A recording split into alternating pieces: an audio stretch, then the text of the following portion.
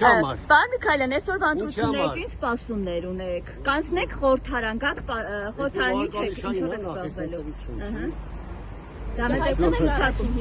Որ ընտրենք հայտում։ Քանի որ վարչության ցուցակում չընտրվեցիք, այս ընտրություններից սպասումներ ունեք։ Մյուս 50-ին ինչ չափորոշիչ ով եք ընտրել, ասենք մյուս տեխնատուներին դուք ինչ նորոշ մարդկանց կարճանություն են եւ հինգանց վերդրեք ճամփայականց է տարբեր մարդկանց են ընտրել։ Կարծում եք ձեր պակասը կա ազգային ժողովում, պարոն Միքայելյան։ Էդի ժողովուրդը կորոշի։ Ավատ տանեմ։ Պարոն Միքայելյան,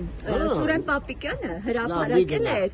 բնագծերը։ Մի գնա։ Ինչու՞ չգնա։ Սա նորմալ է վերաբերում, քանի որ փորձագետները քննադատեցին օրինակ ասում են ինչու է պաշտպանական բնագծերը։ Չեմ ուզում ասեմ, բայց այդ բնագծերը սարքում է հաշնամու աշխարհաց։ Մի հետլի բերեք համենից տակ բանդերիկ։ Տեսնամի չտենում է դա բնագիծ չէ դե բաները իրենց պաշտպանական շրջաները։ ասեք ժողովուրդը կորոշի, պարոն Միքայելյան, ժողովուրդը արդյոք